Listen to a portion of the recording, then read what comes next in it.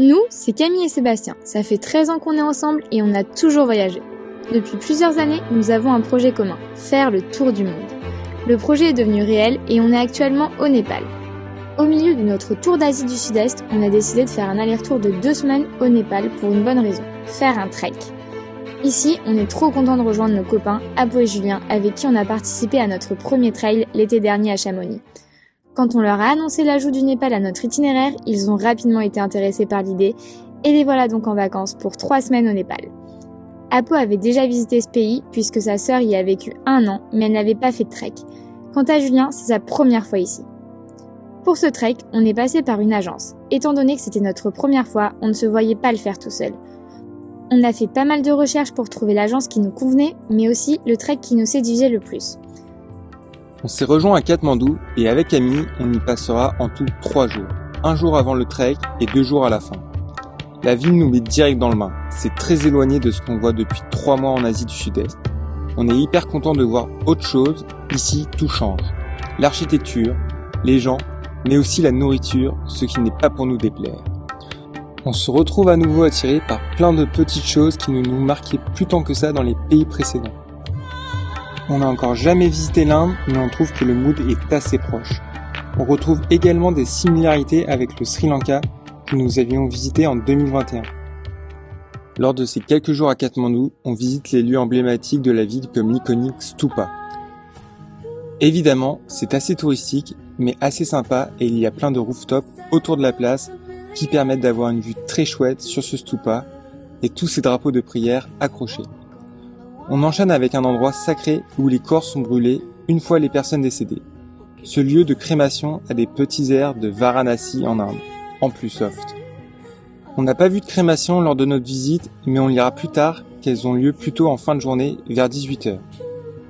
Pour mieux appréhender cet endroit, un guide n'aurait pas été de refus, mais petit budget oblige, on s'en passera et on essaiera d'obtenir des infos par nos propres moyens. Bref, c'était une première journée parfaite pour plonger rapidement dans l'atmosphère népalaise. À notre tour, on visitera Durbar Square, qui est l'un des quartiers avec plusieurs temples, et c'est aussi là que loge la Kumari, une petite fille considérée comme une déesse vivante. On ira aussi à Monkey Temple, un endroit que Camille appréhendait beaucoup avec sa peur des singes, mais finalement, ils sont plutôt chill et ne se préoccupent pas des humains, donc tout le monde était content. La vue sur la ville est très sympa et permet de se rendre compte de l'étendue de Katmandou. Notre passage ici a été plutôt rapide, mais c'était notre choix et franchement, on ne regrette pas. La ville est plutôt sympa, mais aucun coup de cœur pour nous. On ne serait pas vu rester plus longtemps, on retiendra davantage l'ambiance de ces monuments. Le but de notre séjour au Népal, c'était de faire un trek en étant accompagnés. On sera tous les 4 avec Apo et Julien, et il y aura aussi 4 accompagnateurs, dont notre guide, Ashok, qui a trouvé son équilibre en travaillant la moitié de l'année en tant que guide de trek et l'autre moitié dans sa ferme. Dans son équipe, il y a uniquement des cousins à lui, l'assistant guide qui est aussi journaliste politique et qui a déjà fait quelques treks avec lui, et les 2 porteurs. Pour plus de confort, on a décidé de prendre des porteurs et c'est aussi pour ça que le choix de l'agence était important, afin que de bonnes conditions pour eux soient respectées. La première fois qu'on les verra se préparer à porter les sacs, on sera très surpris de voir qu'ils les portent seulement à l'aide d'un bandeau sur la tête. Ça nous paraît être un effort énorme, surtout que c'est leur première fois et en même temps, ils n'ont pas l'air d'être plus en difficulté que ça. Pour tous, sauf Ashok, c'est la première fois qu'on découvrira le Mardi Himal. C'est génial de les voir aussi contents que nous de faire ce trek et de partager des émotions similaires. Ashok nous expliquera que pour les porteurs qui sont étudiants à l'université en temps normal, c'est aussi une chance de découvrir les montagnes qui les entourent tout en travaillant. Pour ce trek de 7 jours, il y a seulement 5 vrais jours de marche. Le premier jour est consacré à la route depuis Katmandou, qui est longue et très accidentée. On mettra environ 7 heures pour aller jusqu'au point de départ qui est situé juste après Pokhara.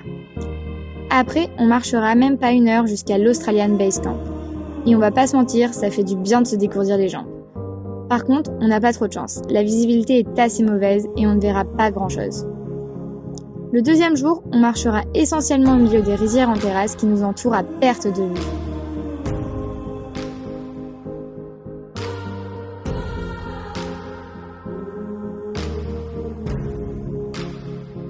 La marche est plutôt facile et la météo est clémente, alors on discute, on avance et on fait des pauses par-ci par-là. On est plutôt surpris d'arriver assez tôt au gîte du jour à Landbrook où on finira par être chanceux et on apercevra pour la première fois l'Annapurna Sud située à 7200 mètres.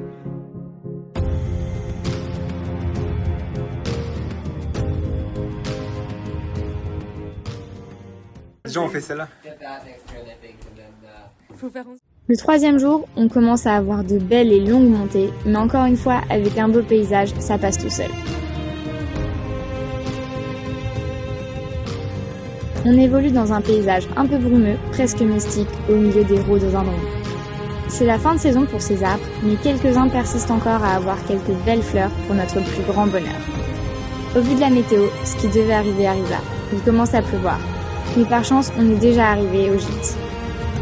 Étant donné qu'on doit s'acclimater à l'altitude, on passe toute l'après-midi auprès du poêle, à lire, discuter ou jouer aux cartes. C'est dans ces moments-là qu'avec Seb, on est trop content de le faire avec des amis. Tout est plus facile et plus fluide. On entame notre 4e journée de marche en direction du refuge et on est bien plus couvert que les jours précédents. Aujourd'hui, on doit atteindre le dernier refuge situé à 3500 mètres d'altitude et on le sent rapidement. Apo et Julien ont quelques maux de tête et on est tous plus essoufflés que d'habitude. Il y a aussi la fatigue à prendre en compte. Entre le manque de confort et le froid, ça n'aide pas. Plus on monte haut, plus les refuges sont sommaires. Dans le dernier, il n'y aura même pas la possibilité de prendre une douche et le poêle n'est allumé qu'à partir de 17h.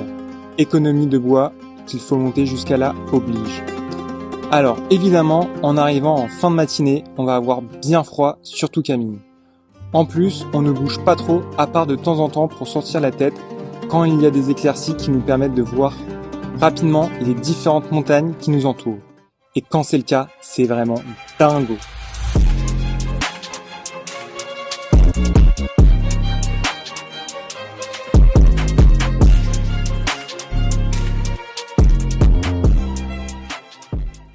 Et voilà que l'heure de la marche finale a sonné. On part à 4h du matin pour optimiser nos chances d'apercevoir au mieux les pics environnants. Et franchement, vu les conditions des derniers jours et le discours peu confiant de notre guide, on se disait qu'on s'estimait déjà chanceux si on avait une visibilité même de quelques minutes. Et là, dès le début, et ce malgré la nuit, on voit hyper bien les montagnes des alentours. C'est déjà dingue. On atteint le premier viewpoint et on se sent déjà tellement reconnaissant de voir tout ça avec entre autres l'Annapurna Sud, le Mardi Himal et le Machapuchare. Face à ces montagnes, l'émotion est forte. C'est dingue de vivre tout ça et de voir autant de choses folles en si peu de temps. Notre guide, Ashok, estime qu'on peut continuer jusqu'au camp de base situé à 4500 mètres d'altitude. La fin n'est pas facile et les maux de tête de Julien ne vont pas en s'améliorant, mais en allant doucement, toute l'équipe arrivera jusqu'au camp de base et encore une fois, il n'y a personne. Tout le monde semble heureux et évidemment, on fait ça tous ensemble. Guide, assistant guide, porteur et notre équipe développée évidemment.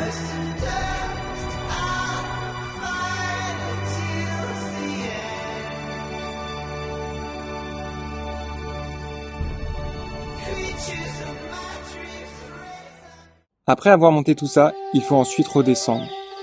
La fin de journée est interminable car on doit redescendre à 2600 mètres d'altitude. C'est certainement la journée la plus dure physiquement et on est très content d'arriver enfin au camp. Le 6e jour, on continue de descendre et on ne passe pas par le même chemin.